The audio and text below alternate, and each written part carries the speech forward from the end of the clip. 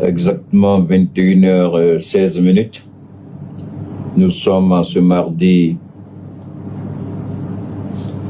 12, je crois bien, permettez-moi de vérifier. Ouais, nous sommes mardi 12 septembre 2023.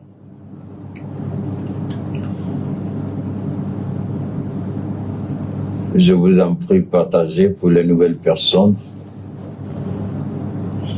Nous allons décortiquer ensemble pourquoi et comment la France aurait ou a déjà échoué une guerre qu'elle n'a même pas encore commencé. Mikasa Sukasa. Alhamdulillah, Bra Allah, Alhamdulillah, béni soit Allah.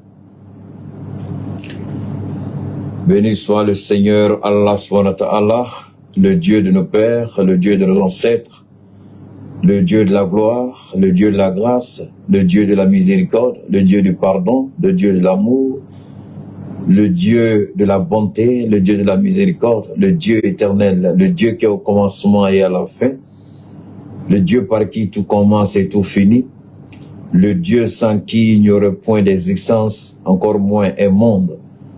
Nous rendons toute la gloire à ce Seigneur, tout en levant la voix vers les cieux, en demandant aux anges de se joindre à nous pour honorer Allah, pour glorifier Allah, pour bénir Allah, pour dire merci au nom du Créateur, pour dire merci au nom du Protecteur, pour dire merci au nom de l'Éternel Allah subhanahu wa ta'ala, tout en glorifiant le nom du saint prophète Muhammad sallallahu alayhi wa sallam, le messager pour les musulmans, le messager de l'islam,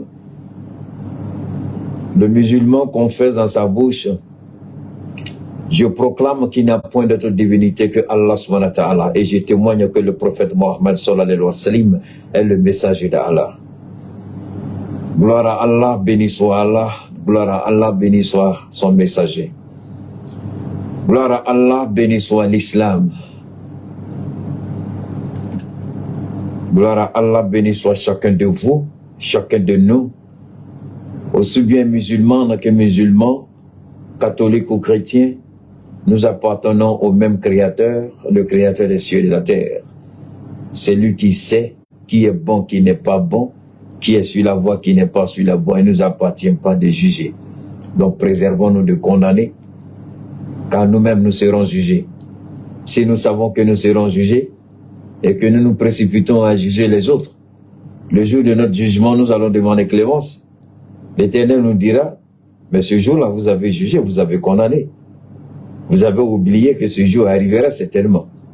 Donc vous serez face à l'histoire, face à vos responsabilités, face aux actes que vous aurez posés, que vous n'auriez pas dû poser. Alors restons humbles, faisons ce qu'on peut, soutenons ceux qui sont dans le besoin, manifestons de l'amour pour ceux qui en ont besoin. Que Dieu bénisse le Mali, que Dieu protège le Mali, que Dieu élève le Mali, que Dieu protège les autorités du Mali, les autorités de la transition, à commencer par le président Assimi Goïta, son premier ministre, le ministre d'État, le ministre de la Défense, le ministre des Affaires étrangères, sans oublier tous les membres du gouvernement, aussi bien nos charmantes ministres, nos sœurs ministres, que nos hommes ministres.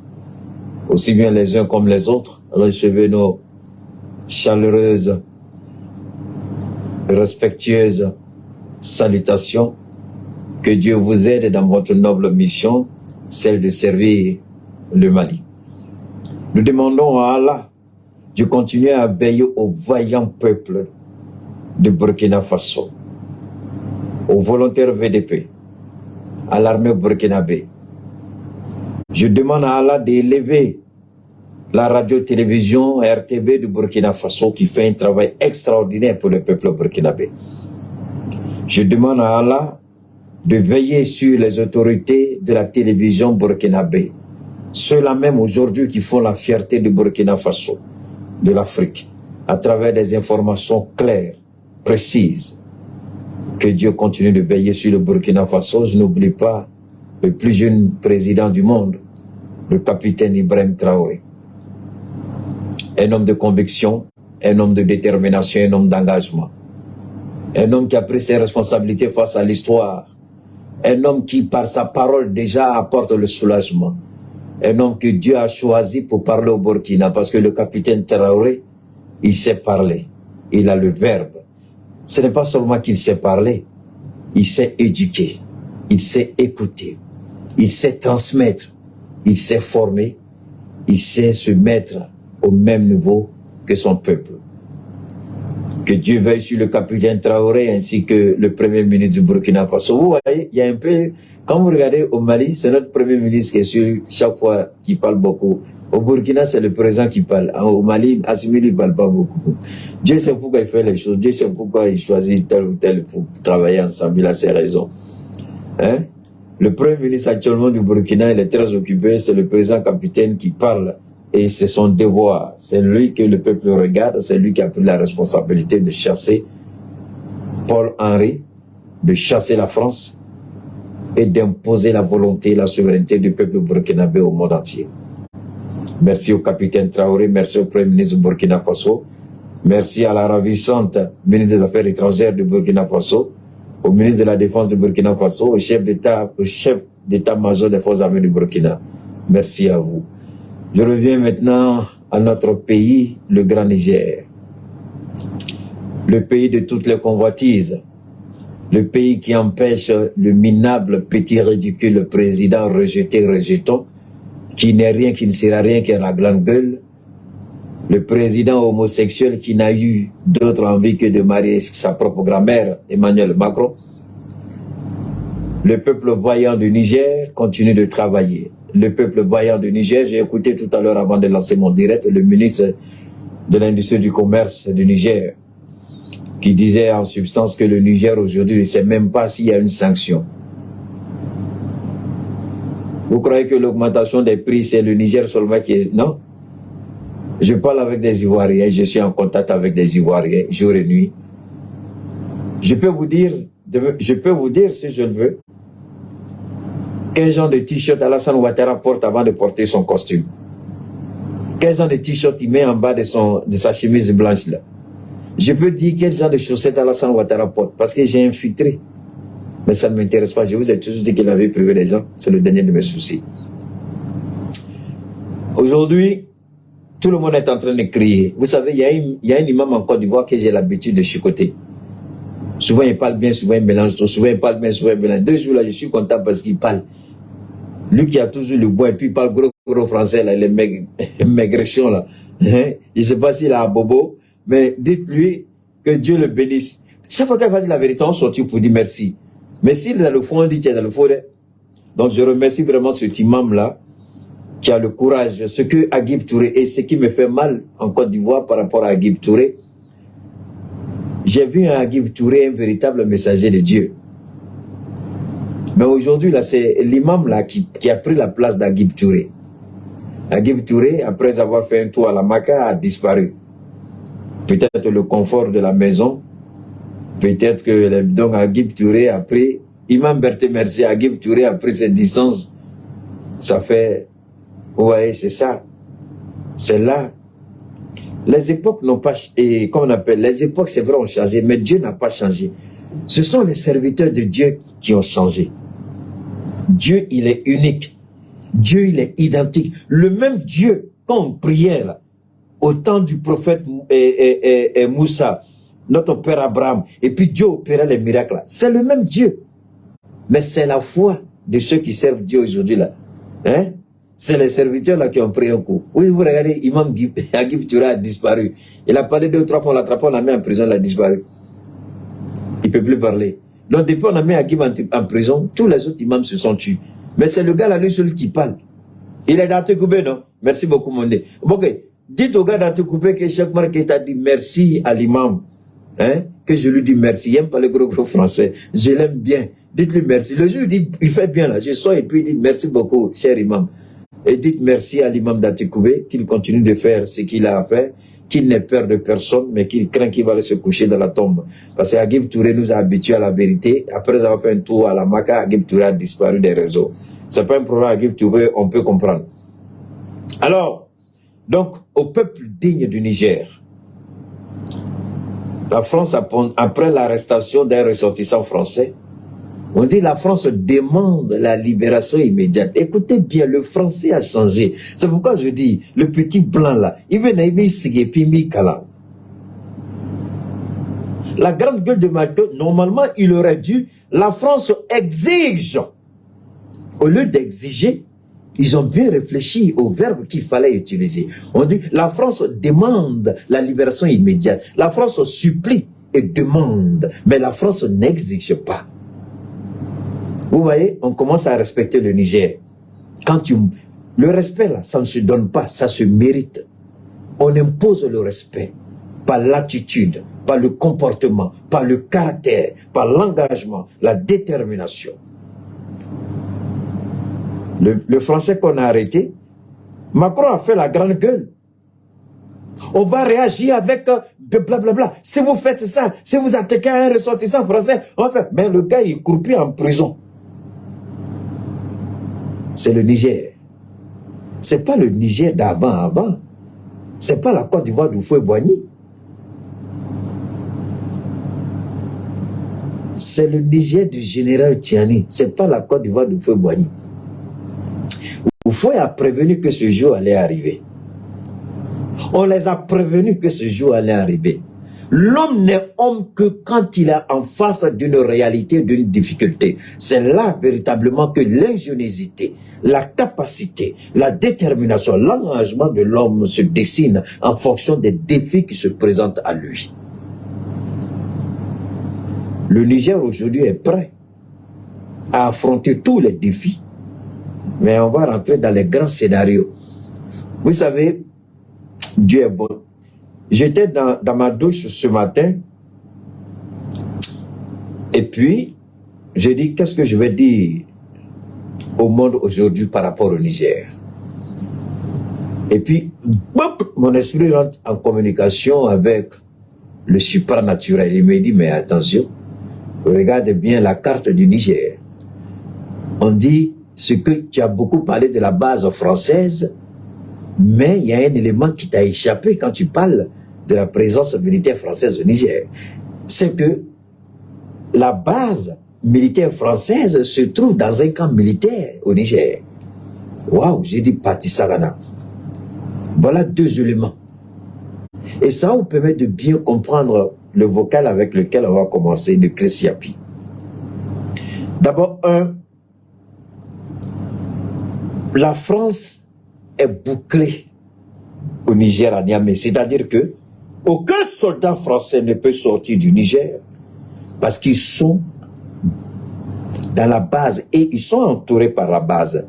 Tu ne peux entrer ni sortir que passer par la base militaire de Niamey, c'est-à-dire la base militaire nigérienne avant d'arriver à la base militaire française. Donc ils n'ont aucun moyen de faire quoi que ce soit. Mais nous, on les voit. C'est pourquoi on les avertit. Lorsqu'ils ont fait décoller des avions du Tchad, on dit « Hey, on vous a vu arrêter ». Deuxième fois, on dit « Si vous faites encore, on va abattre l'avion ». Ils ont cherché une autre stratégie. Donc ça là, et je bénis Allah parce qu'il m'a beaucoup enseigné sur ce qu'on va dire par rapport à la base.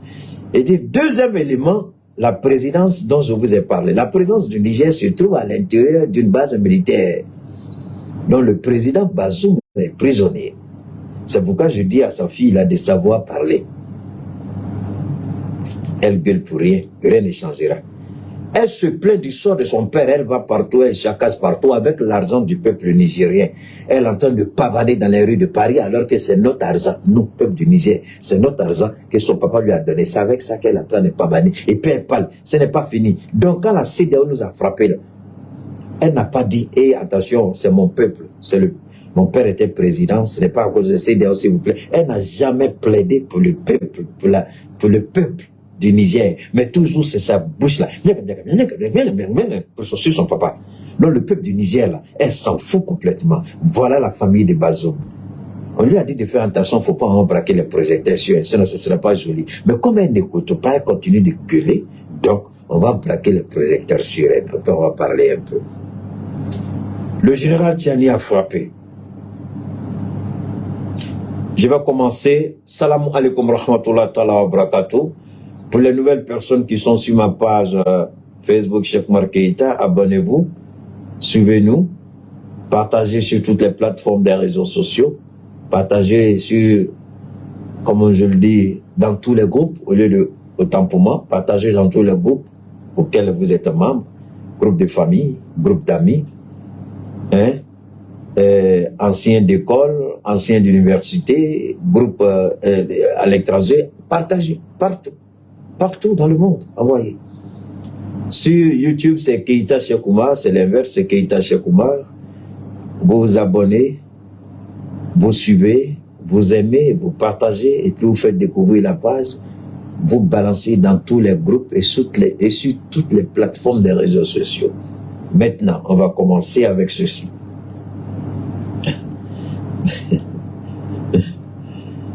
Je voudrais dire bonjour à une dame, une Ivoirienne qui est en ce moment chez nous, ici avec nous, je ne dirai pas son nom. Depuis ta position, que le Seigneur veille sur toi, ainsi que ta ravissante fille, que Dieu vous protège et vous préserve.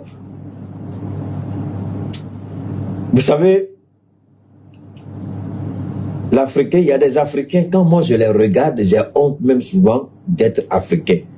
Mais quand je regarde le combat qu'on mène, je suis fier d'être Africain. Des Africains comme Bassolé, l'ancien ministre des Affaires étrangères de Blaise Compaoré, il ferait mieux de fermer sa gueule un peu. Lui, il est condamné à 10 ans d'emprisonnement. On dit, je ne sais pas, 10 ans ou combien d'années d'emprisonnement. Parce qu'on lui a donné la chance d'aller se soigner. Et ça, c'est Paul Henry, hein, avec Ouattara. Parce que si c'était le capitaine, il n'allait jamais sortir. Donc, on dit, il n'a qu'à aller se soigner. Dans l'affaire de soigner, là, sa bouche est dans tout. Et maintenant, c'est lui que la France utilise pour essayer de s'attaquer à nos partenaires, au choix que nous faisons pour le Sahel. Djibril Bassolé, il faut avoir un peu de dignité. Respecte-toi que tu as été un très grand ministre à l'époque des Affaires étrangères. Respecte-toi, Bassolé, et respecte le peuple burkinabé. Le capitaine t'a envoyé un message, tu n'as pas compris. On t'a laissé sortir pour cause humanitaire. Mais tu es là, tu fais la grande gueule. La presse française, le Quai d'Orsay et l'Élysée, tu utilises. Et c'est toi maintenant qui t'attaques à Poutine. Tu ne trouves pas que tu es trop petit pour le Sahel, Bassolé?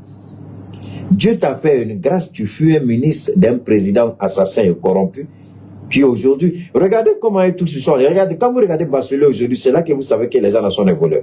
Regardez Bassolé, prenez les vieilles photos de Bassolé quand elle était ministre. Regardez comment elle était joufflue. Regardez comment elle était en forme. Mais Keïta n'est pas ministre. Mais regardez Keïta et puis regardez Bassolé, qui n'est plus ministre aujourd'hui. Regardez Blaise Compaoré, qui était président. Regardez Keïta, regardez Blaise Compaoré aujourd'hui. Quand vous dites restez derrière Dieu, on sait de quoi on parle. Regardez Bassolé et son président. Prenez les deux images et puis vous les mettez côte à côte. Les images actuelles de Bassolé et puis les images actuelles de Blaise. Mettez côte à côte et puis regardez. Et faites un bond en arrière de 10 ans quand Blaise était au pouvoir. Regardez comment il était. Regardez comment Bassolé était. Et il n'a pas la dignité, la courtoisie morale, je dis bien la courtoisie morale, l'humilité morale, l'intelligence de la sagesse de fermer son clapet et il parle. J'ai honte à sa place. Bassolé, j'ai honte à ta place. Mais tu es fini. 1. Tu ne seras rien au Burkina. 2.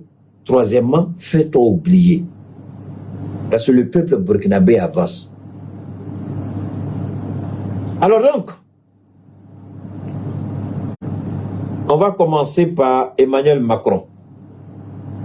Macron dit, dès les premières heures où il y a eu le tremblement de terre au Maroc, on a proposé notre aide au Maroc et à la Sbanalais.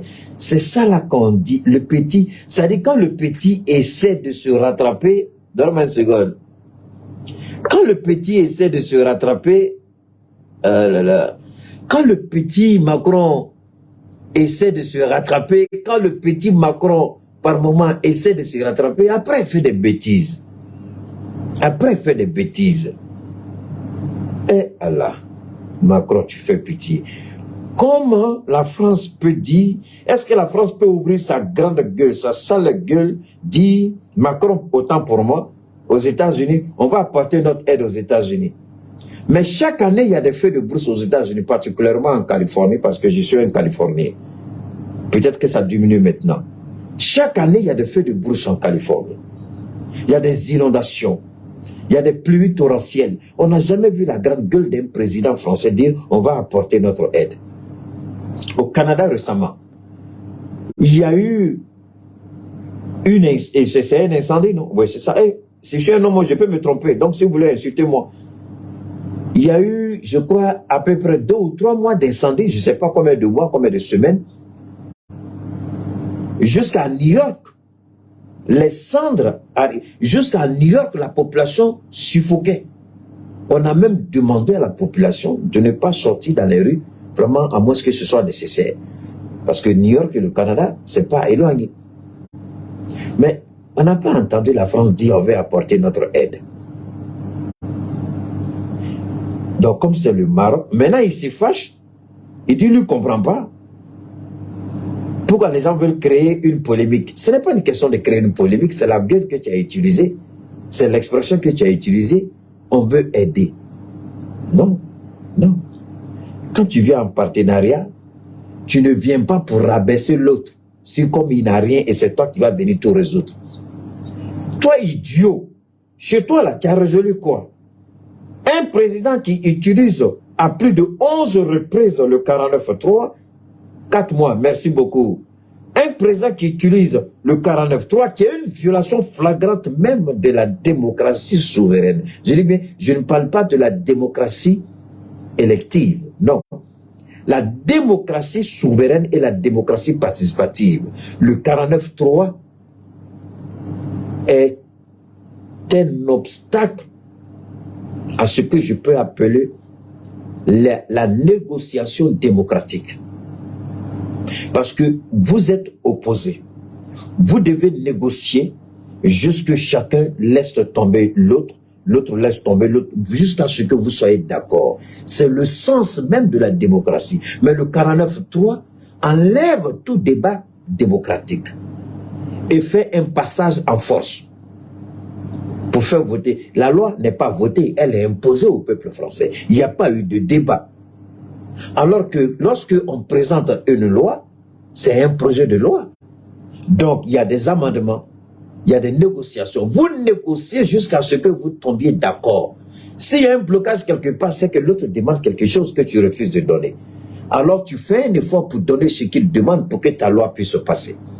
Donc, quand tu passes ta vie à faire passer le 49.3, je crois que tu es mal placé pour donner une leçon de démocratie aux Africains. Ça, c'est un premier élément, pour ne pas dire une première remarque. Il y a le monsieur, je crois qu'il est nigérien, un journaliste nigérien qui passe souvent sur les plateaux de, je crois, TV5 et puis France 24. Souvent, il parle bien, je l'apprécie beaucoup, mais il y a eu un débat dans lequel il dit il ne comprend pas pourquoi on dit que Bazoum n'a pas été élu par le peuple du Niger. Il ne comprend pas pourquoi on dit que Bazoum n'est pas nigérien. Il dit, dans les pays africains, lui ne comprend pas pourquoi on veut comparer le cas du Gabon et du Niger. Voilà un journaliste qui est recruté pour parler sur TV5 et France 24, un Africain. Alors, moi, I really want to know something. S'il dit qu'on ne doit pas comparer le Gabon et le Niger, en d'autres termes, il dit si on n'intervient pas, la démocratie est menacée dans la zone CEDEAO. C'est ce qu'il a dit. Bon, comme je ne le connais pas, peut-être que vous le connaissez. Il est noir, j'oublie son nom. Il parle, ces temps-ci, il a beaucoup parlé. Dites à ce petit journaliste, parce que j'estime qu'il est petit, et moi, je ne m'en vante pas, je vais vous dire pourquoi il est petit. La démocratie à l'occidental Et comme je suis allé acheter un costume Yves Saint Laurent, je suis content, je porte. Et Yves Saint Laurent, quand il a fait la conception de son costume, il s'est dit c'est un seul bouton que je dois mettre, par exemple pour les cérémonies, mariage ou les grandes cérémonies, c'est-à-dire les smoking.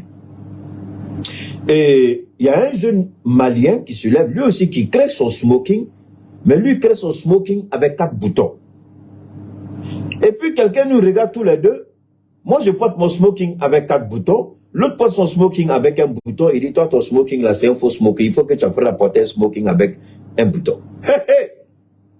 C'est une question d'appréciation, la démocratie. C'est une conception de vue. Ce petit journaliste-là, je le respectais. Mais le débat qu'il y a eu, où il a dit qu'il faut respecter la démocratie, comme je n'ai pas participé au débat, la petite question que j'aurais souhaité lui poser, c'est de quelle démocratie il parle, il faut qu'il nous donne. Maintenant, on a fait l'expérience de la démocratie occidentale. On s'est rendu compte que ça ne marche pas pour nos États. Cette démocratie, c'est l'extrapolation du pillage légitimé, du vol légitimé, du viol légitimé de l'ancienne puissance coloniale française. La démocratie dans nos États, c'est le prolongement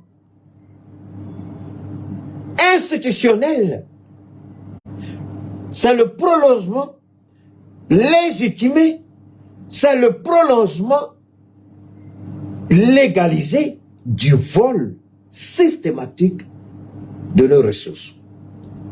Alors, ce petit journaliste-là, il n'est pas assez intelligent pour... Parce que lorsqu'on parle de démocratie et qu'on parle de renversement de pouvoir, il y a forcément quelque chose. Pourquoi on ne s'attaque pas aux causes qui entraînent le renversement de pouvoir? C'est que la démocratie occidentale n'est pas bonne. Et ça, ce n'est pas moi qui le dis.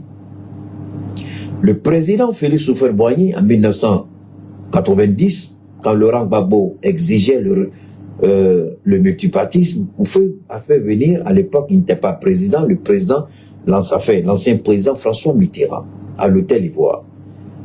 Ils ont fait une conférence de presse et le président français, enfin, il est mort maintenant, François Mitterrand dit que l'Afrique n'est pas prête pour la démocratie. Ce jour-là, tous les journalistes opposants, y compris Laurent Gbagbo, ils ont tous insulté Houphouët. Parce que Houphouët connaît mieux les mecs, parce qu'il était dans le pouvoir. Il savait ce que la France faisait. Il sait ce que la France imposait. Il sait ce que la France voulait. Il sait ce que la France exigeait. Il sait ce que la France pillait comme ressource. Donc, il dit la démocratie n'est pas bonne. On n'est pas prêt. On a insulté Houphouët. Ou bien, si vous croyez que je mens, allez-y, sortez et puis frappez Google, ou bien rentrez dans YouTube, conférence de presse au Félix Houphouët-Boigny, François Mitterrand, sur la démocratie en 1990. Vous allez visionner la vidéo. Ce n'est pas qu'on n'était pas prêt. C'est quel genre de démocratie nous voulons pour nos États. La mauvaise formulation de la chute du mur de Berlin, lorsque l'Est de l'Europe est tombé, on dit le vent de la démocratie a soufflé, il faut que l'Afrique rentre dans la démocratie. Mais nous, quel genre de démocratie on voulait? On n'a pas. On est sorti dans les rues, on a insulté nos présidents, on a fait tomber des présidents, on a fait des conférences nationales, on a changé des constitutions, blabla. Mais la réalité nous a rattrapés. Et aujourd'hui, on est face à ce dilemme. Quel genre de démocratie nous voulons? Le Mali a fait le toilettage des tests en se donnant, et ce n'est pas fini parce que après l'élection, le Mali doit revoir encore, il y a des modifications, mais le changement même, le Mali a changé fondamentalement sa constitution et l'a mise au goût du jour du peuple malien. Faites monter le mercure, je vous en prie. Ça, c'était du côté du Mali. Le Burkina doit changer sa constitution. Le Niger a annoncé qu'il faut changer la constitution. C'est quel genre de démocratie nous voulons? C'est vrai que on a essayé un peu de rester dans les normes de 5 ans et puis 2 mandats non renouvelables, parce qu'il y a une clause qui a été introduite dans la constitution malienne, je demande à tous les présidents, vous savez, aux États-Unis, la constitution américaine permet de renverser un président s'il ne répond pas aux aspirations du peuple américain, c'est-à-dire s'il ne prend pas en compte les intérêts du peuple américain. Et les Américains ont dit qu'ils ont parlé, enfin ils ont trouvé une expression, mais en réalité, Joe Biden, vous avez certainement ces temps, si vous entendez, on veut destituer Joe Biden. Mais la destitution, c'est un coup d'État. On dit le président met en péril la sécurité nationale. Bazoum a mis en péril la sécurité nationale. Paix à son âme, Ibrahim Baka Keïta a mis en péril la sécurité nationale. Blaise Compaoré a mis en péril la sécurité nationale. Donc les mêmes raisons qui sont évoquées dans la constitution américaine sont les mêmes raisons que nos militaires ont utilisées. Seulement, nous, on ne vient pas les armes. Eux, ils utilisent les mécanismes de la Constitution. Sinon, les coups d'État sont autorisés aux États-Unis, mais il faut utiliser les leviers de la Constitution pour destituer. Alors, donc, Macron dit, on veut aider. Non, un partenaire ne dit pas ça. Il faut traiter les gens d'égal. Non, on ne dit pas ça. Nous proposons au président, c'est pas un président, c'est un monarque, nous proposons au peuple marocain, au roi du Maroc, nos services. Si le roi estime que nous pouvons apporter nos services pour l'accompagner à gérer le séisme, nous sommes prêts à accompagner le Maroc. C'est tout. Dans l'hypocrisie diplomatique, il faut savoir parler. Mais l'enfant est tellement frustré, mal élevé avec sa vieille grand-mère qui est sa femme. Donald Trump n'a jamais été destitué. Faut te renseigner, Donald Trump n'a jamais été destitué. Ne venez pas écrire du n'importe quoi ici. Il a fini son mandat, il est allé aux élections, il a perdu face à Joe Biden. Voilà. Alors donc, pour comprendre ce qui se joue,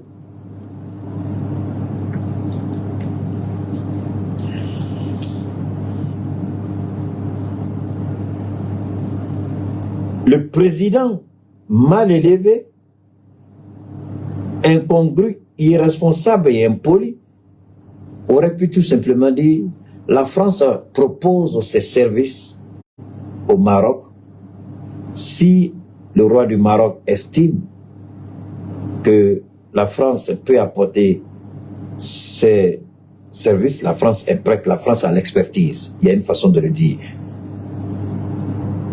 Non, on veut vous aider, on veut vous aider, on veut vous aider. C'est mal élevé, c'est mal poli, diplomatiquement, c'est mal correct. C'est impoli, c'est irresponsable, c'est irrespectueux. C'est ce qu'il a fait au Maroc. Dans tous les cas, le roi du Maroc mérite que Macron lui parle mal. C'est lui qui voulait aider Macron à nous attaquer. Alors donc, au Niger, on nous fait croire partout, avant d'attaquer le Niger,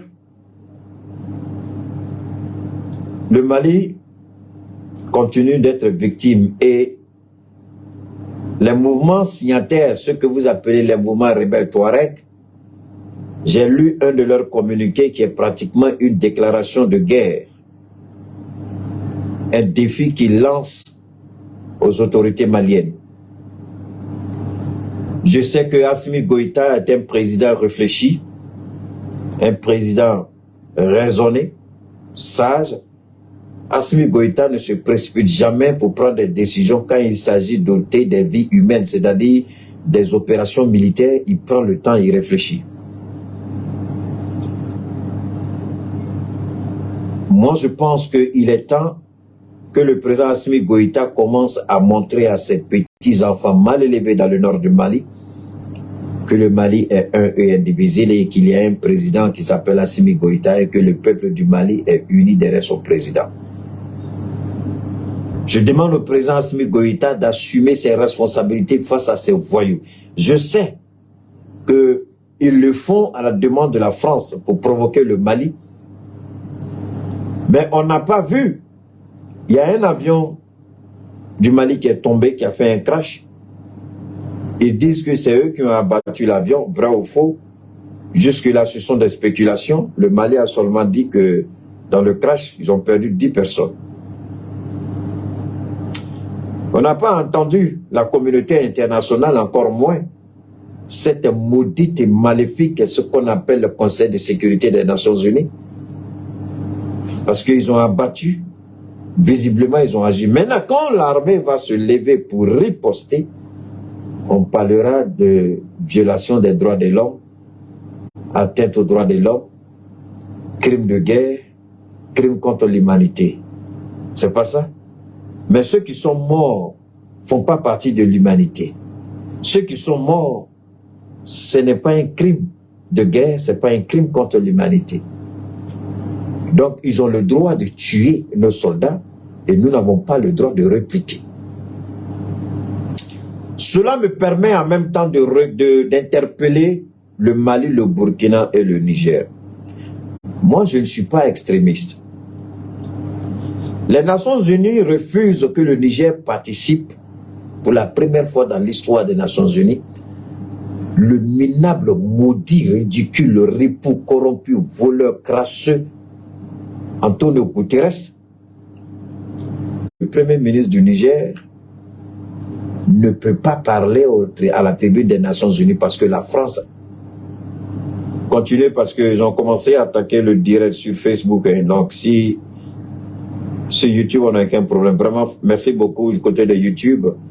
Ça monte beaucoup. Continuez de partager, faites monter le mercure. Nous allons parler de Fatmata Batuli-Niang, la grande dame au cœur d'or. Nous allons parler de Sénéfoutier Merci. Je sais que beaucoup ont reçu leurs médicaments. Beaucoup ont reçu les différentes explications pour accompagner la posologie, enfin, par rapport à la posologie. Donc, on va continuer. On va en parler, Inch'Allah, avec l'aide de Dieu. Donc, dans le nord du Mali, les rebelles se sont associés aux terroristes et commencé à faire des attaques de provocation.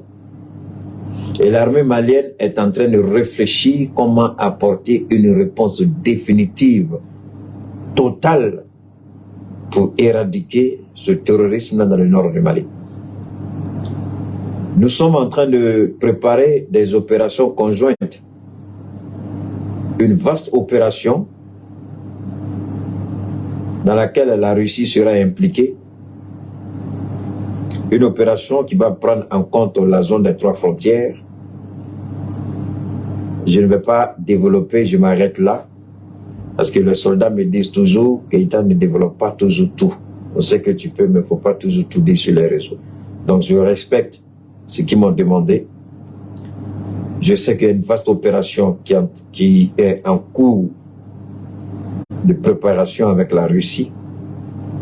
Je sais que le Mali va neutraliser définitivement ces voyous criminels assassins qui sont dans le nord du Mali. Et je demande au président Assimi Goïta de boycotter, je demande au président Assimi Goïta et au capitaine Ibrahim de boycotter le prochain sommet des Nations Unies. Je crois que c'est ça le conseil, je ne sais pas c'est quand. Ils ont refusé au Premier ministre, ils ont refusé à Z de participer. Par solidarité, je demande aux 2 présidents, Traoré et Goïta, de boycotter leur participation à ce sommet-là des Nations Unies à New York. Je demande au président Assimi Goïta, par solidarité, je demande au président Ibrahim Kamara et Ibrahim Traoré Safroulé, par solidarité, que ces 2 pays boycottent leur participation au conseil, je ne sais pas moi, ce qu'ils appellent là-bas, là, je ne sais pas ce qu'ils vont dire, qu'ils boycottent, qu'ils refusent de participer tant que le Niger sera exclu, qu'ils refusent de participer. C'est le message que je voulais envoyer aux 2 présidents, Assimi Goïta et le capitaine Traoré, de boycotter le prochain sommet des Nations Unies à New York, tant que le Niger sera empêché de participer, que le Mali et le Burkina refusent de participer. C'est l'appel que je voulais lancer aux 2 présidents. Maintenant, non, on est clair dans nos démarches. Où on est avec le Niger, où on n'est pas avec le Niger. Partout on va boycotter le Niger, nous on boycotte là-bas. Partout on va chasser le Niger, nous on quitte là-bas. C'est simple. C'est pas compliqué. C'est tout. S'ils ne veulent pas que le Niger participe, si c'est la France, nous on ne va pas terminer. On dira, mais on prend les décisions, on va s'appliquer. Aucune décision qui sera prise dans notre zone ne sera appliquée dans nos États souverains. Parce qu'il faut que notre accord soit approuvé. Ça aussi, ça fait partie de la charte des Nations Unies. Donc si on boycotte, ça veut dire que toute réunion sur le Mali et le Burkina sera aussi ajournée. Voilà. Ils ne veulent pas que le Niger participe, le Mali et le Burkina aussi boycottent. C'est tout. Je n'ai pas dit qu'ils se retirent, parce qu'on n'a pas chassé le Niger. On dit que le Niger ne va pas participer. Comme le Niger ne va pas participer, le Mali et le Burkina aussi refusent de participer. Donc nous, si on boycotte, ça s'arrête là. C'est tout ce que je demande. C'est pas par là. Maintenant, on continue. La France,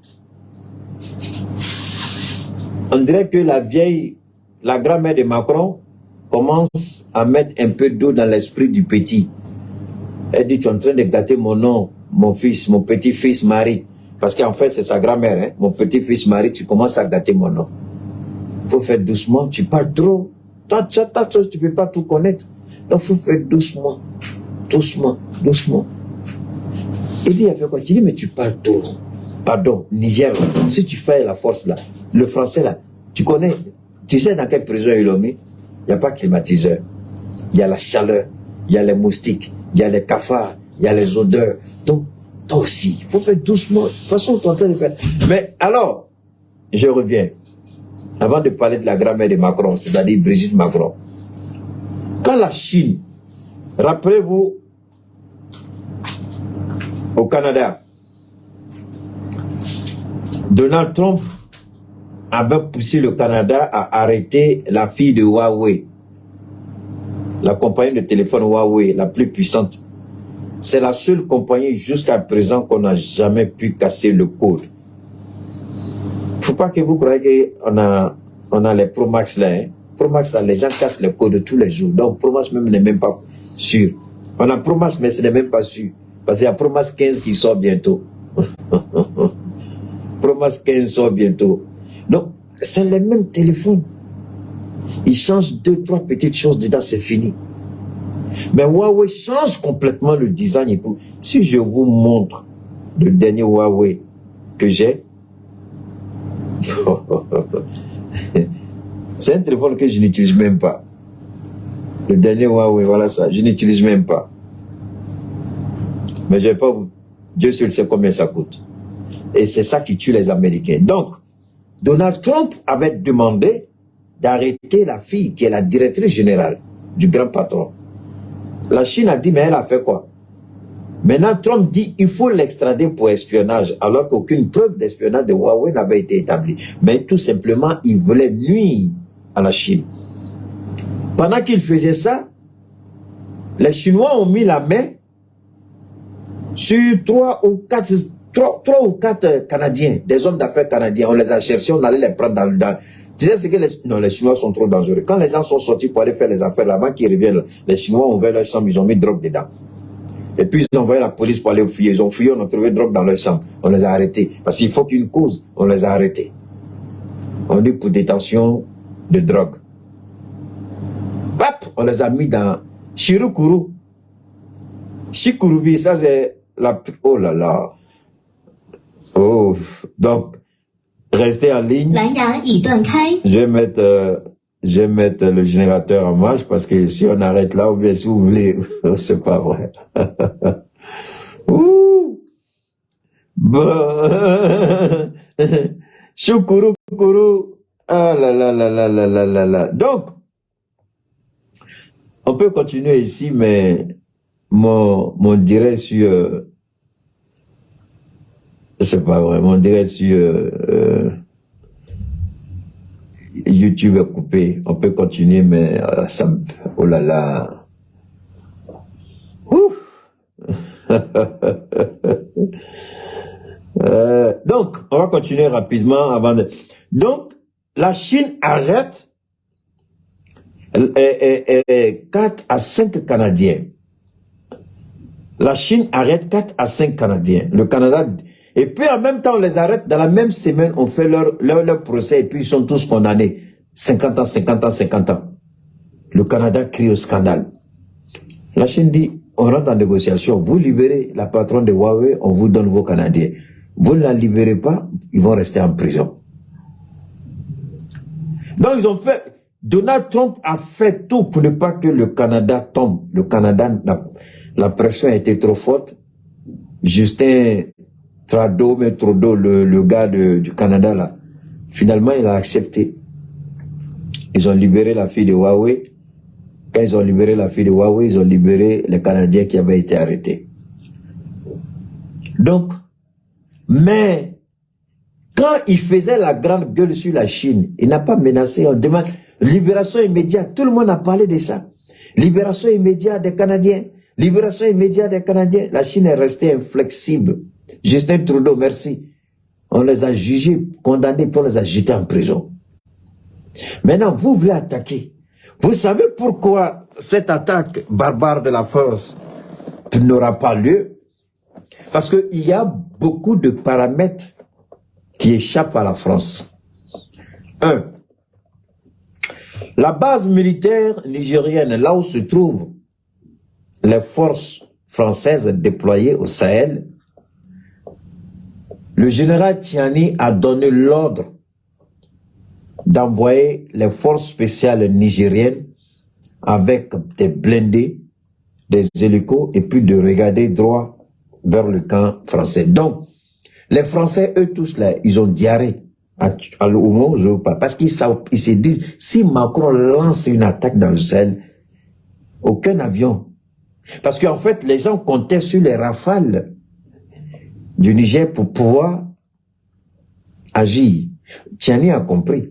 Tiani a donné l'ordre. Si un seul avion quitte le ciel de la base, là, il faut la battre. Un seul avion se lève, vous la battez. Un seul avion, un drone, ça se lève, vous la battez. Donc, quand les gens parlent de cette guerre, vous voyez, les gens disent partout, oh, les soldats sont prêts, on attend ordre politique, Tinubu a reculé, Tinubu a reculé, Tinubu a reculé, c'est le Ghana qui vient. Vous écoutez, les soldats sénégalais sont prêts, il n'y a pas ordre politique. Ils n'ont qu'à donner l'ordre. Je vous ai dit la semaine dernière, j'ai dit ce combat-là, le combat, spirituellement, c'est déjà terminé. Dieu a déjà fini son combat. Et celui qui va gagner, là, on vous l'a déjà dit, si jamais son garçon n'a pas lancé cette opération. En Côte d'Ivoire, c'est ce que je voulais vous faire écouter. Vous avez tous écouté ce que Christian Pierre a dit aujourd'hui. Vous avez tous écouté. Les soldats refusent. Donc, ils veulent infiltrer. Vous avez vu, vous avez compris. La dernière, ça fait combien de semaines je vous parle d'infiltration?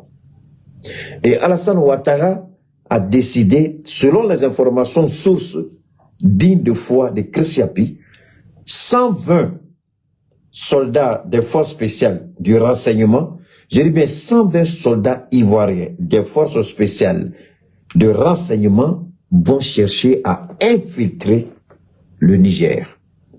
C'est pourquoi je dis à la population nigérienne, vous devez rester aux aguets, vous devez rester vigilants, vous devez contrôler.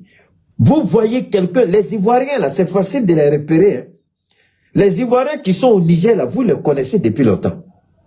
S'il y a des nouveaux amis, vos anciens Ivoiriens que vous connaissez là, ils ont des nouveaux amis dans le quartier là, hey, appelez la police, ils n'ont qu'à venir faire enquête sur eux.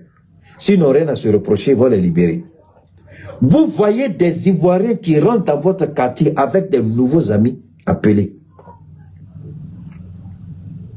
Parce que, comme il y a une forte communauté ivoirienne au Niger, parce que beaucoup d'Ivoiriens aiment le Niger, ils sont là-bas, il y en a qui résident, il y en a qui y vivent, il y en a qui ont un business, ils peuvent utiliser les gens. C'est pourquoi on demande à la population du Niger de rester vraiment extrêmement vigilant. Extrêmement vigilant. Ça fait longtemps que je vous dis qu'ils vont essayer d'infiltrer. Donc vous voyez un comportement suspect. Les forces spéciales du renseignement, ils se font passer pour des mécaniciens. Ils se font passer pour des couturiers. Ils se font passer pour des vendeurs ambulants. Ils se font passer pour des menuisiers. Ils se font passer pour des charpentiers. Ils se font passer pour des vulgarisateurs. Ils se font passer pour des mécaniciens.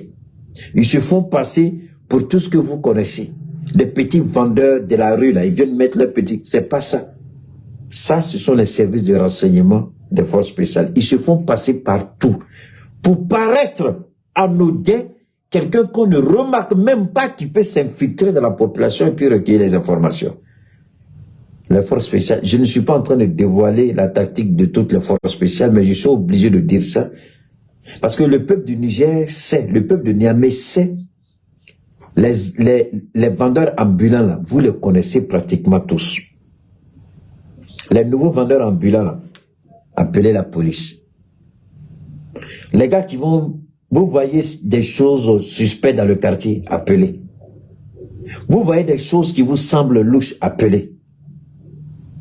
Si on fait des enquêtes sur eux et qu'on ne leur reproche rien, il n'y a rien à craindre.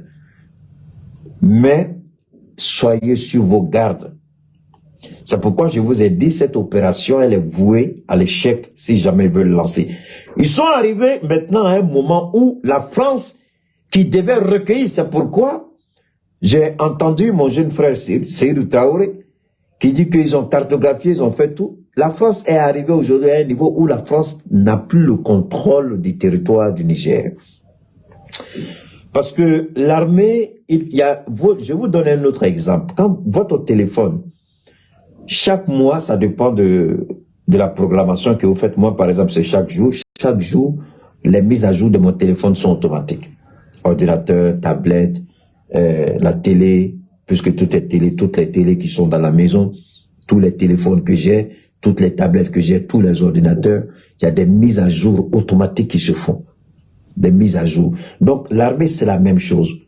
Il faut mettre, il y a la mise à jour des informations. Si la mise à jour des informations n'est pas correcte, l'armée va aller droit au mur et se faire massacrer. Et la France aujourd'hui, pour que la France puisse mettre à jour les informations qu'elle a sur le Niger, il faut que les drones français survolent le Niger. Il faut que les aéronautes, les satellites là ne suffisent pas aujourd'hui. Si les satellites suffisaient à faire une guerre, on n'aurait pas besoin de créer des drones. C'est parce que les satellites donnent des informations. Mais les informations les plus fiables sont données par les drones. Et les informations les plus fiables sont données par des opérateurs qui sont sur le terrain. Ceux qui sont sur le terrain seront les yeux et les oreilles de l'armée pour agir.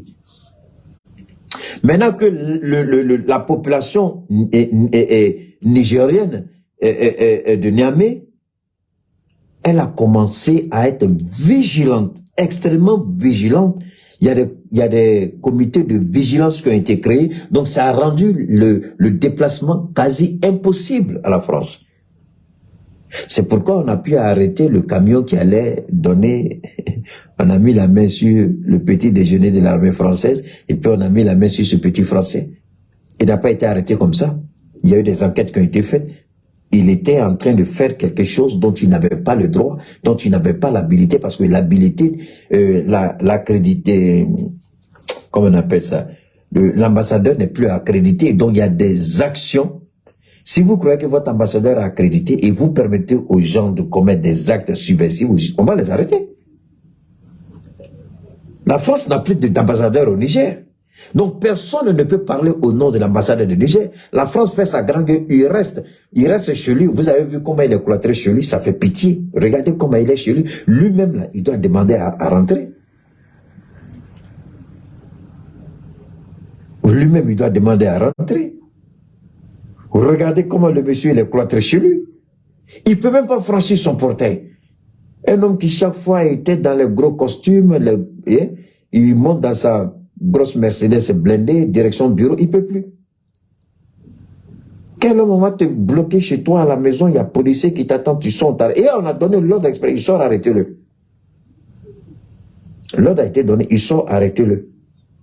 Il faut être le Niger, il faut être l'Afrique. Il faut, comme dit Franklin Yamsi, il faut être l'Afrique des libertés pour faire ça. Il faut être l'Afrique libérée pour faire ça. Il faut être l'Afrique des prises de conscience pour faire ça. Oser arrêter un ambassadeur occidental, aucun pays ne l'avait fait par le passé. Donc, l'armée française ne peut plus donner d'informations fiables à la CEDEAO. La CEDEAO n'a pas les instruments qu'il faut pour avoir les informations fiables pour mener une opération comme ils veulent le faire. Ils ont besoin d'informations, ils ne peuvent pas. La France ne peut faire décoller ni drone, ni avion. Mais ils ont fait la grande gueule, on ne sort pas. Vous ne sortez pas, mais vous êtes cloîtrés. Vous êtes emprisonnés. Parce que la France, par rapport à l'expérience du Mali, la France a choisi une base militaire du Niger, croyant que elle était protégée. Vous voyez, quand Dieu veut vous détruire, Dieu vous fait monter au sommet. Quand Dieu veut vous détruire, Dieu vous fait monter au sommet de l'arbre. Quand Dieu veut vous détruire, Dieu vous fait croire que vous êtes au-dessus de tout. Au moment où vous ne vous attendez point, Dieu vient et puis il coupe l'arbre et puis vous tombez. C'est ce qui est arrivé à l'armée française. Dieu a mis la France et Bazoum ensemble, une complicité tellement magnifiquement, sataniquement, diaboliquement orchestrée. La France a cru qu'elle était dans de bonnes grâces, donc la France a choisi. Bazoum lui-même, idiot, la France, Dieu l'a laissé résider dans un camp militaire. Et l'armée française était logée dans un autre camp militaire.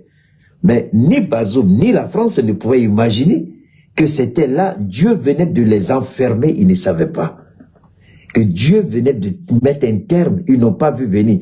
C'est pourquoi quand on vous dit que nous sommes spirituels, quand on vous dit que nous, c'est spirituellement qu'on parle, on sait de quoi on parle. Dieu les a aveuglés. Rappelez-vous, il y avait 7 rois israéliens qui voulaient combattre un pays. Dieu a dit, ce combat-là, ne le faites pas. Si vous le faites, vous allez perdre. Les 7 rois ont chassé le prophète de Dieu qui est venu leur dire, ne le faites pas. Ils ont pris même leur prophète. Dieu dit, je vais lui envoyer l'esprit de la confusion. Donc, tous les prophètes qu'ils ont appelés, Dieu dit, je vais envoyer l'esprit de la confusion dans la tête de tous les prophètes. Et eux tous sont unanimes, allez, vous allez gagner. Donc, Dieu les a confus. Dieu leur a fait croire qu'ils pouvaient gagner. Ils avaient le nombre avec eux. Ils avaient les armes avec eux. Mais 7, je dis bien 7. 7. Ils sont allés, ils ont été battus. On les a frappés. On les a sonnés. Et puis ils sont venus. Il dit, mais pourquoi vous nous avez dit qu'on gagne cette guerre alors que cette guerre était déjà perdue d'avance? C'est là Dieu a révélé à son serviteur de leur dire, je leur ai envoyé l'esprit de la confusion parce qu'ils ne m'ont pas écouté. Ils ont cru qu'ils pouvaient, donc je leur ai fait croire qu'ils pouvaient gagner cette guerre. Ils ont perdu la guerre. Donc quand on parle, on sait de quoi on parle, on sait où on met les pieds. L'esprit de la confusion est en train de planer dans les palais africains. Dans la tête de petits journalistes pervers égarés. Et ils croient qu'ils vont gagner cette guerre. Quand je vous ai dit que spirituellement la guerre était finie, et quand Keïta parle toujours, Dieu lui donne encore des preuves pour appuyer ce qu'il dit. Et l'esprit de la confusion est là. Mais malgré ce que je vais dire, malgré ça, ils croient qu'ils vont gagner. Comme quand le prophète Moussa parlait à Pharaon, il n'a jamais cru.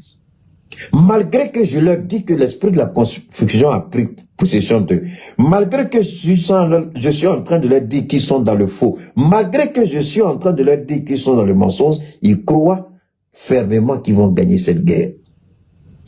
C'est là que nous on dit, Alhamdulillah, gloire à Allah, béni soit le Très-Haut, parce que sa gloire va se manifester. Alors,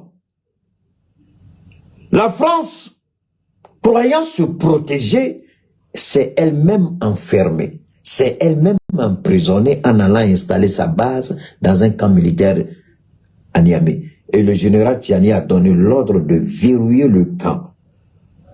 Je vous jure qu'il y a des armes qui ont été apportées dans ce camp qui dépassent l'imagination. Et les Français ont dit à Macron, si on fait une erreur, on fait une seule erreur, on commet l'erreur seulement, ce qu'on voit en face de nous, là, vont nous exterminer. On n'aura même pas le temps de monter dans nos avions. Et Macron sait que c'est la vérité. C'est pourquoi quand on a dit l'ambassadeur a fui pour aller dans la base militaire française, c'était faux, archi faux, parce que pour aller dans la base française, il faut d'abord dépasser le camp militaire nigérien avant d'arriver.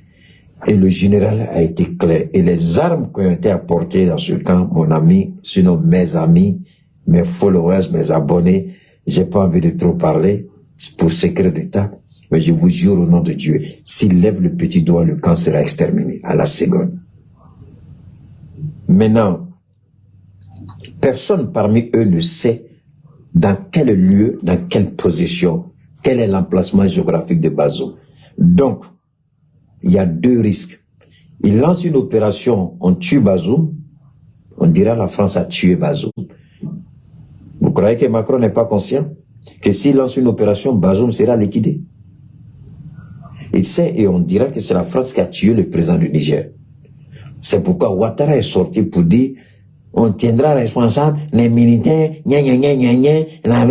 toi idiot là, tu as manipulé ta constitution, tu as tué des Ivoiriens, ils ont coupé tête d'Ivoiriens, ils ont fait ballon à bête, on a décapité le petit Toussaint jusqu'à la date d'aujourd'hui là. Est-ce qu'il y a eu enquête? Le maudit Adou Richard là, il a fait quoi?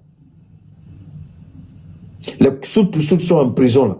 Le monde a changé de position parce que tu as arrêté Soul Toussoul. Un qui est un responsable, un vieux irresponsable, inconscient qui tient ses propos alors que lui-même il est criminel dans son propre pays. Qui n'a même pas honte. Un gars comme ça, est-ce que Dieu même considère encore Ouattara? Est-ce que Dieu même respecte Ouattara? Est-ce que Dieu même ne regrette pas même d'avoir donné le pouvoir à Ouattara? C'est la question que tout le monde doit se poser. Est-ce que Dieu même ne regrette pas le pouvoir de Ouattara? Si Dieu regrette le pouvoir de Ouattara. Alors donc, regardez, est-ce que la France est prête à lancer une opération? Parce que quand on lance une opération pour vouloir instaurer un président au pouvoir, et dans le processus, le président lui-même, il est mort, qu'est-ce qu'on retiendra de vous? Parce que jamais ils ne vont prendre Niamey. Jamais ils ne vont prendre le Niger. Jamais. Jamais, jamais, jamais, jamais, jamais ils ne pourront prendre le Niger. Merci. Jamais. Jamais ils ne pourront prendre le Niger. Donc l'objectif sera quoi? L'assassinat de Bazoum. Parce que Bazoum croit que si on lance l'opération, là, lui, il sera président. Il est idiot, c'est ce que Gbagbo a dit. Le coup d'État est consommé. Arrêtez de mentir au Bazoum parce qu'il ne reviendra pas au pouvoir. Pour lui-même avoir échappé à un coup d'État, et fait face à une rébellion pendant près de 7, 8, 10 ans, et par la fin, une guerre qu'il a enlevée, il sait de quoi il parle, Laurent Gbagbo. Laurent Gbagbo, il sait de quoi il parle. J'aurais bien voulu vous faire écouter. Les Ivoiriens, dans l'homme politique, c'est pourquoi on leur a fait des élections là. Vous avez vu ma bouche dedans? Non. Il n'y a pas, à part Gbagbo, je n'ai pas vu un politicien qui s'est levé pour dire ce que Ouattara veut faire là. Il n'a pas raison. J'ai pas vu un député en Côte d'Ivoire pour dire motion. On n'est pas d'accord pour que la Côte d'Ivoire fasse ça. Personne. Donc c'est pourquoi ils sont allés aux élections là. On les a battus.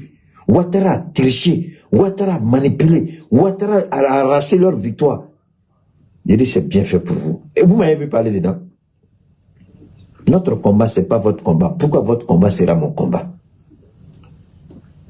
Votre combat là, pourquoi il sera moi mon combat quand le combat que nous menons pour la survie du Niger, vous en avez fait, on s'en fout, c'est pas notre affaire. Vous avez laissé Ouattara faire ce qu'il veut.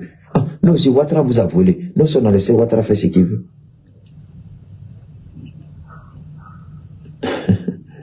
Parce qu'aujourd'hui, là, sur la Côte d'Ivoire, là, je peux dire, dans le monde entier, si on écoute 3 personnes, je parle pas de ce maudit qui se dit pasteur là, hein, avec sa gueule, on dirait bouche de porc là. Makoso, je parle pas de lui. Je parle pas de lui. Quand on dit les hommes conscients qui parlent en Côte d'Ivoire, je parle pas des pervers qui se donnent titre d'influenceurs. L'abruti qui dit, je parle pas de ceux qui sont abrutis, je parle de ceux qui sont hautement et intelligemment, vraiment avec une conscience qui parle. Si on dit en Côte d'Ivoire, on va citer trois. Les trois, là, mon nom est dedans. Ouattara sait. Alors, quand vous laissez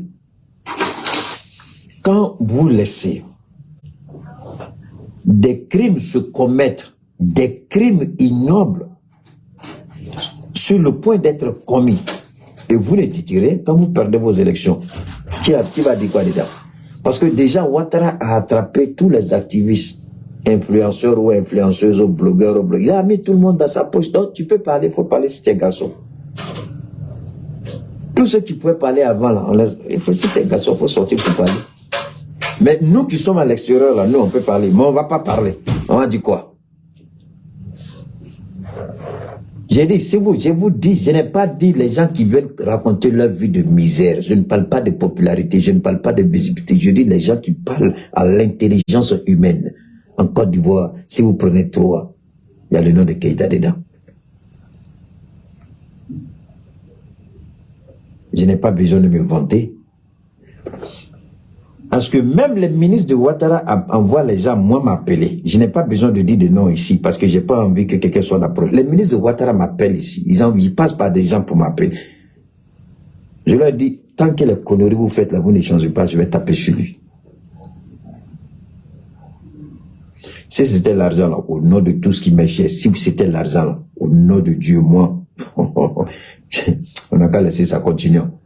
Alors donc, le camp français, la France est prise dans son propre piège à Niamey, dans le Sahel. La France, l'armée française ne peut pas sortir aujourd'hui de sa base. La base est sous embargo. Oh, toi quitte là-bas. Donne-moi une seconde. La base française de l'armée française au Niger est dans un camp militaire nigérien. Et aujourd'hui, l'armée française au Niger est prisonnière dans sa propre base au sein d'un camp militaire. Il ne peut pas sortir. La CEDEAO comptait sur les renseignements que la France pouvait fournir pour préparer leur invasion selon eux. Mais à la date d'aujourd'hui, toutes les informations données par la CEDEAO et par la France à la CEDEAO sont erronées. Ça veut dire, les informations, quand vous allez dans une guerre, les informations sont en temps réel. S'il y a des militaires, ils savent très bien de quoi je parle. L'information est donnée en temps réel. Le renseignement, c'est en temps réel. 24 heures après, l'information est caduque. 48 heures après, l'information est caduque. 72 heures après, l'information, il faut jeter dans la poubelle. Donc, pour faire une guerre, l'information doit être donnée en temps réel. Et pour donner l'information en temps réel, il y a des instruments pour ça. Et c'est pourquoi le général Tchani a bloqué l'armée française dans sa propre base à Niamey et elle est entourée par les militaires. Donc, la CEDEAO n'a plus les informations en temps réel. Les informations que la CEDEAO avait sont des informations caduques. Elle rentre avec ces informations-là, elle sera dépiécée. Elle rentre avec ces informations-là, personne ne sortira vivant du Niger. Voilà pourquoi on ne peut pas lancer cette opération. Donc, Alassane Ouattara se propose d'infiltrer par les renseignements des forces spéciales ivoiriennes au Niger. Voilà pourquoi nous interpellons la population nigérienne à veiller au gré. Vous veillez, vous voyez, Niger, tout le monde se connaît. Moi, le quartier où je suis là, si je vois 2 ou 3 personnes, je remarque des mouvements suspects. Je prends tout sur mon téléphone, j'appelle, je dis, je vais envoyer les gens pour venir, parce qu'il y a des mouvements ici, je ne comprends pas. Ils vont venir me demander à quoi. Il y a un numéro vert, sinon il y a des numéros qui ont été mis à la disposition de la population pour appeler. Donc, nous insistons là-dessus. Bazoum aussi, il est en prison dans un camp militaire à Niamey. Ce que je peux dire, peuple du Niger, votre ministre a parlé, notre ministre a parlé, le ministre du Commerce, il dit aujourd'hui rien ne manque. C'est un officiel qui a parlé, mais vous êtes sur le terrain. Les augmentations des prix, ce n'est pas le fait du Niger. Partout dans le monde, il y a ce qu'on appelle la flambée des prix, il y a l'inflation, c'est-à-dire la montée en puissance des prix. Donc, partout dans le monde, il y a l'inflation. Même au Mali où je vous parle, il y a l'inflation. Donc, le Niger n'est pas, j'ai acheté un sac de riz aujourd'hui, le prix j'étais étonné. Un sac de riz de 25 kilos à 17 000. Le sac de riz à 17 000. Donc, le 50 kilos, ça fait combien? Le 50 kilos, ça vous fait 34 000. 34 000. Je ne parle pas de riz parfumé. Je ne dirai pas le nom du riz ici pour ne pas faire de promotion. Je l'ai acheté. Il y a un grand supermarché islamique là, 1000 merveilles. C'est là-bas que j'ai acheté aujourd'hui. Donc, pour vous dire, il y a inflation partout. Donc, mais c'est le plus important qu'il n'y ait pas de pénurie. Et on nous a dit que, alhamdoulilah, gloire à Allah, il n'y a pas de pénurie. Donc, peuple du Niger, continue à veiller, que les comités de veille se multiplient sur l'ensemble de la capitale. Vous voyez quelque chose de suspect? Quelqu'un qui vient garer, un ambulant là, qui vient s'asseoir devant le palais présidentiel, qui ne quitte pas là, 1 heure, 2, 30 minutes, 1 minute, hey, venez lui demander qu'est-ce qu'il fait devant le palais. Quelqu'un parce qu'ils vont venir de façon anodine, avec des apparences pour ne pas attirer l'attention des gens. Mais ce qui va vous attirer, c'est le regard qu'ils ont et le temps qu'ils vont mettre là où ils sont. Ce sont les 2 éléments que je vous donne. Le regard, où ils le regardent, pendant combien de temps ils restent et qu'est-ce qu'ils font. Et vous les regardez, s'ils reviennent, vous allez voir à la même place, ils vont se relayer. S'ils se relaient, donc ça veut dire qu'ils sont en train de chercher des informations, automatiquement vous mettez le grappin sur les gens et puis vous les foutez dans le tôle pour qu'ils disent qu'est-ce qu'ils font avec. Vous les arrêtez, tout ce qu'il y a sur comme information, vous prenez le téléphone, vous décodez pour voir tout ce qu'il y a dedans. Parce que c'est, à défaut, la France a échoué, donc la France veut utiliser le renseignement des services spéciaux, comment on appelle ça, des forces spéciales, autant pour moi. La France veut utiliser le service des forces spéciales pour avoir des informations. Donc, il faut que ces informations soient en temps réel, sinon il ne peut pas lancer une opération. Est-ce que les satellites donnent en temps réel? Il y a de fortes chances. Si y a un satellite qui est orienté sur le Niger, bon, il faut que la France encore ait les moyens d'utiliser un satellite uniquement sur le Niger. Mais même les Américains pouvaient utiliser un satellite sur le Sahel, non? Pourquoi les Américains envoient une base de drones au lieu d'utiliser un satellite sur le... Eux, ils ont plus de satellites avec les Russes et les Chinois que n'importe qui. Mais pourquoi au lieu de le faire, d'utiliser un satellite sur le Sahel, ils utilisent des drones? Pourquoi les Américains utilisent les drones? Alors donc, nous savons aussi, mon dernier appel, c'est au président Assimi Goïta, c'est de prendre toutes les dispositions pour que le Mali et au capitaine Traoré, le Mali et le Burkina, si le Niger ne participe pas à la réunion des Nations Unies, que le Mali et le Burkina boycottent aussi la réunion des Nations Unies. Je demande au président Assimi Goïta, ces petits plaisantins qui sont dans le nord du Mali, qui ont abattu un avion et qui menacent ouvertement et qui font une déclaration de guerre à travers un communiqué, je pense que l'État malien doit prendre au sérieux la déclaration de guerre, parce que ça, c'est une déclaration de guerre. Ils disent à la population de ne pas s'aventurer à être près de tout ce qu'il y a comme installation militaire ou toute autre représentation d'État malien. À Tombouctou, enfin, dans leur zone, Tombouctou, Gao, Kidal, tout ça. Parce que ça veut dire qu'à tout moment, ils peuvent lancer des attaques terroristes sur les emprises de l'État dans le nord du Mali. Et le président Assimi Goïta, il est déjà averti. Il est au courant, le service de renseignement est au courant, le président est informé. Je pense qu'il faut prendre les décisions. Il faut neutraliser ces gens-là. On dit, quand on sent qu'on a le vertige, on s'assoit au risque de ne pas tomber, sinon au risque de tomber. Quand on a le vertige, on s'assoit. On nous a informés, on dit un homme prévenu en vaut deux.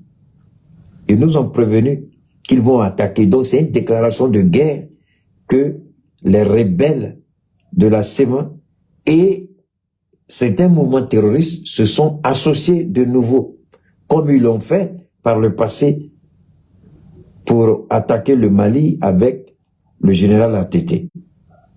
Maintenant, Assimi Goïta, toi-même, tu faisais partie des forces spéciales qui avaient mené certaines opérations. Ils disent qu'ils vont attaquer tout ce qu'il y a comme bâtiment public, tout ce qu'il y a comme base militaire, en tout cas dans le nord, ils vont nous attaquer. Nous sommes prévenus, Monsieur le Président, prenez vos dispositions pour neutraliser ces vermines-là avant qu'il ne soit trop tard. Prenez vos dispositions pour neutraliser ces merdes-là avant qu'il ne soit trop tard. Le capitaine Traoré, lui, ne discute pas beaucoup. Une fois que les drones vous repèrent, lui vous élimine en même temps. Parce que l'ordre a été donné. C'est le Mali qui négocie et le colonel Ouagué a lancé un appel aux signataires. Et parmi eux, il y a certains qui disent qu'ils ne se reconnaissent plus dans les attitudes vraiment radicales de certains parmi eux qui à vouloir coûte que coûte s'attaquer à l'État. Certains se sont reconnus en tout cas dans l'État malien en tant qu'entité. Certains continuent leurs bêtises et le colonel Ouagué continue toujours de tendre la main. À eux de saisir la main tendue du colonel Ouagué, c'est-à-dire la main de la République, ou de la rejeter et de faire face aux conséquences qui vont suivre. Et nous demandons au président de s'assumer, de prendre ses responsabilités et de neutraliser ces gens-là une bonne fois pour toutes, pour que la paix revienne dans le nord du Mali. Alors, nous allons d'abord dire merci une fois de plus à notre ravissante, charmante dame, Fatmata Batuli-Niang, celle qui ne se fatigue jamais, celle qui ne se repose jamais, celle qui a décidé de nous apporter un confort de vie dans nos différents cadres de vie, en nettoyant nos marchés, nos écoles, nos rues, nos quartiers, pour que nous puissions, n'est-ce pas, nous asseoir et respirer de l'air et vivre sainement. Celle qui nous permet aujourd'hui d'avoir des graines dans nos quartiers, parce que sans elle, on ne saurait s'asseoir devant sa porte à cause des odeurs, à cause de la saleté. Mais elle fait le maximum. Merci infiniment, Ambiko. Merci au grand directeur de la communication, Daouda Kamara, à mon jeune frère Tcheba Traoré, depuis Kati. Donc, merci infiniment. Toujours nos encouragements à Ambiko pour ce qu'Ambiko continue de faire, les tours d'hivernage.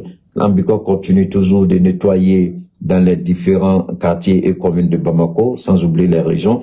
Et Ambiko continue encore de soutenir le peuple malien parce que il y a énormément d'argent qui ont été mis à la disposition des enfants qui n'ont pas les moyens, dont les parents n'ont pas les moyens. Les enfants qui vont à l'école dont les parents ne sont pas en mesure d'acheter les fournitures scolaires. Et à Ambiko, très bientôt, si la caravane n'a pas encore commencé, une vaste caravane va commencer pour donner à ces enfants-là vraiment ce qu'il faut pour aller à l'école. Les manuels scolaires, quand je dis manuels scolaires, c'est tout, hein. Ceux qui auront la chance d'avoir des tenues scolaires, des chaussures pour aller, parce que il y a tout ça. Alors, quand une personne, vous vous asseyez, vous regardez ce que la dame là, elle fait. Elle nettoie les quartiers, les villages, les villes. Elle fournit à certains villages des pompes, ce que vous appelez pompes villageoises, les pompes à eau, hein, des fontaines. Et puis, c'est-à-dire tout ce qui touche à la vie, elle y participe. Avec ses propres fonds, juste pour accompagner la transition, soutenir le peuple malien pour pouvoir aller au-delà. Pour aller en avant, pour pouvoir surpasser les difficultés qui se présentent à nous. Donc toujours nous encourageons Ambicor vraiment dans ses œuvres sociales. Merci à Fatmata Batuli, merci à Binta Niang, merci à Daouda Kamara, merci à Traoré Tcheba, merci à tous ceux qui sont autour de cette grande dame pour mener cette noble mission, ces œuvres sociales, aider les enfants qui sont dans les besoins, soutenir les familles qui sont dans le besoin, aider les femmes qui sont dans le besoin, donner de l'eau potable à certaines communautés villageoises. Merci infiniment. Merci de rendre nos cadres de vie propices, agréables à vivre. Merci infiniment au groupe, au mouvement Ambicor, à sa présidente Fatmata Batuli et à sa jeune sœur Bintanian. Merci infiniment. Alors, nous n'allons pas oublier, maintenant, il y a un belébélé qu'on y courant tigela, un mague chorobela.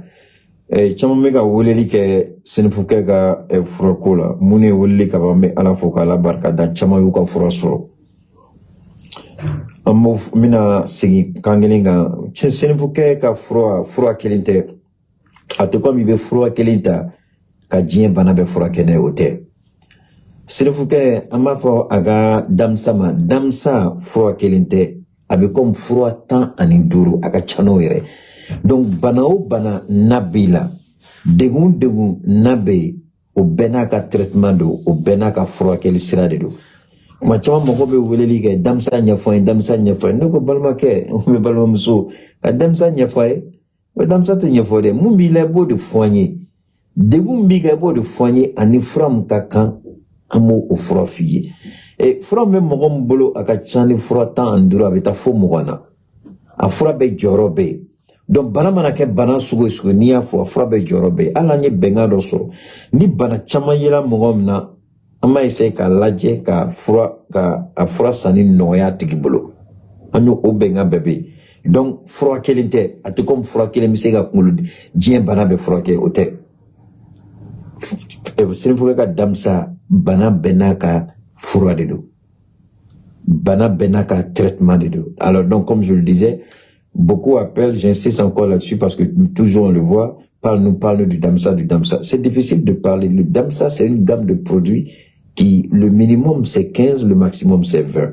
Donc, ça commence par 1, 2, 3, 4, 5, 6, jusque à la quinzaine là-bas ou à la vingtaine. Maintenant, pour rendre les choses plus simples, vous avez un souci, dites exactement, Monsieur Keïta, voilà mon souci. Qu'est-ce que vous me préconisez? Qu'est-ce que vous me proposez? C'est aussi simple que ça et on vous dit tout de suite ce qu'il vous faut. Mais quand vous venez, il faut nous parler. C'est impossible de parler. Parce que vous-même, vous allez vous ennuyer quand on va commencer à parler. Et vous n'allez rien retenir quand on va commencer à parler. Donc, mieux vous dire ce dont vous avez besoin et on vous propose ce qui peut aller avec votre situation. Donc, on est toujours ouvert. Je vais faire tout pour rapidement vous donner le numéro de Suleiman Sanogo et bien entendu le mien aussi vous l'aurez, mais il est bon toujours, souvent les gens disent on veut vous voir, on veut vous apporter le malade, donc le nom qu'on va donner, c'est le numéro que je vais vous donner, c'est le numéro de Suleiman Sanogo. Vous l'appelez si vous avez un malade et lui-même il peut se charger de vous. Souvent les gens veulent se déplacer, on leur dit ce n'est pas une obligation. Dites seulement de quoi souffre la personne. Oh, d'accord, on va laisser passer.